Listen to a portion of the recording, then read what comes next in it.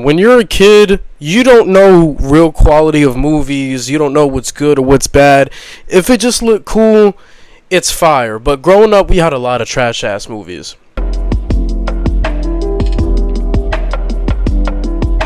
What's going on, guys? Luisknowstoons here. We're back with another video. We're just gonna get straight into it. If you guys like what you see, make sure you guys like, comment, share, and subscribe. Do all that good things, and also turn on post notifications because you gotta join the Looniac gang. And we're definitely gonna be bringing a lot more content to the page. But without further ado, I'm not gonna waste any time. Let's really get right back into the video. So there's a lot of movies as a kid that I loved. I loved as a kid, but I watched them as an adult. And either they don't hit the same or I enjoy them, but I also understand that even though I enjoy it, this movie kind of sucks. So the first movie that really comes to mind that really didn't hit the same as an adult, Puss in Boots. Now, I know a lot of people are going to look at me crazy because, The Last Wish has kind of masked how kind of mid the original Puss in Boots movie was. But the original Puss in Boots movie was not that strong to me. If you enjoy it, you still enjoy it. If you think it's elite, if you think it's still a strong movie to this day, that's your opinion. I'm not going to sway you away from your opinion, but respect mine though, you feel me?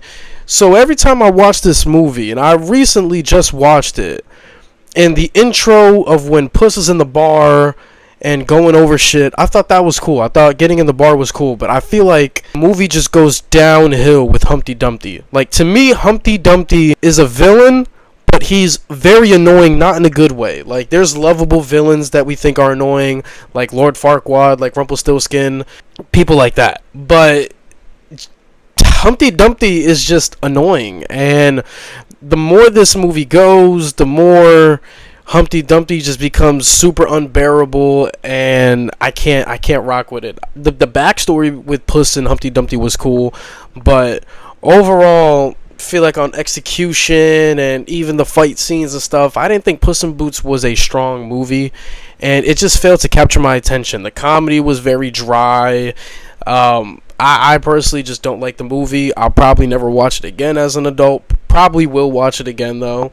If I'm go and rewatch all the Shrek movies and the Shrek universe movies when Shrek 5 comes out, but that's one movie I'm like, bro, I don't rock with it. I loved it as a kid, but I don't rock with it. It's not the same. Another movie I feel the same way about, or not the same way, excuse me. Another movie I feel is a bad movie, but I still enjoyed as an adult was Ghost Rider. Now, Ghost Rider, to me, it had a lot of positives. Like, I love the backstory of Johnny Blaze trying to save his dad from all this money and, his sickness, and he makes a deal with the devil, and he becomes the Ghost Rider. It had some very strong writing. Do not get shit twisted. Like, some shit in the beginning was actually very salvageable. Where I think Ghost Rider becomes very mid is the portrayal of Ghost Rider. I mean, the stare was cool, but overall, like, it looked, and even though it was in the early 2000s or whatever, it just really looked super CGI. It was very noticeable. Like, the presentation of Ghost Rider, it was like, it was bad. It was bad. The skull, the flames, I wasn't rocking with it. But overall, like, the fight scenes, the love story between Roxanne and Johnny Blaze, I thought was very cool. Thought was very strong, very underrated when we're talking about the early 2000s Marvel movies. But overall, though, really, it's an okay movie. But seeing it as an adult, I'm like, yeah, I can see why people think this is a bad movie, even though it does have some redeemable traits. Another movie I feel the same way about is Spider-Man 3. Growing up as a kid, I didn't see anything wrong with Spider-Man 3. I said, bro, we got Spider-Man, we got Sandman, we got Venom. Shit gonna be great. But recently, watching the Tobey Maguire trilogy as an adult really puts shit into perspective on what a very good or GOAT tier level superhero film looks like. Spider-Man 1, in my opinion, is the greatest Spider-Man movie of all time, and then you're following up with Spider-Man 2, which is just as good as Spider-Man 1, and then when we get to Spider-Man 3, now obviously Spider-Man 3, it's not entirely its fault. I'm not going to put any blame on Sam Raimi. This is more of Sony doing Sony things and getting involved and trying to change shit and looking at Sam Raimi's script and, thinking it's not good enough.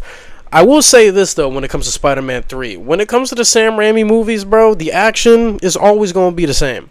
Action always going to be the same. Action is always going to be top notch. But I feel like when it comes to Spider-Man 3, I feel like the only redeemable thing aside from like the OG characters, you know what I'm saying, like Harry, like Peter, the only redeemable thing was anything involving Flint. Like, anything involving Flint, like, you know what I'm saying, Sandman, that shit is tough. Anything involving Sandman was really good, portrayed very well. I love the way they portrayed Sandman. I love the desperation that they portrayed. But anything with Eddie Brock and with the symbiote involved, it just seemed so incredibly forced, and I was right, because they wanted to interject Venom in there because they didn't think Sandman was a strong enough villain, which is crazy, bro. The story Flint had and the impact Uncle Ben had on him, and knowing that he was the guy that killed Uncle Ben on accident, and we see in the, you know, first movie, it was a great callback. But honestly, Spider-Man 3 has its flaws. Far from a bad movie, far from a good one too. Like, it has its flaws, it has very redeemable traits, but overall just kind of like not really all that. Kung Fu Panda 3 is another one that really does come to mind. Listen, like, Kai to me is a strong villain, but there's very little redeemable things when it comes to Kung Fu Panda 3. I mean, Po is going to be Po. Didn't feel strongly about Kung Fu Panda 3 when I rewatched it when Kung Fu Panda 4 released. So, not a huge fan of Kung Fu Panda 3 either. I really love Kung Fu Panda 1. I still think it's the best one. I love Kung Fu Panda 2. I think Kung Fu Panda 4 is a very good movie, but Kung Fu Panda 3, I'm personally just not rocking with it. But those are movies I can genuinely say that rewatching them as adults, it's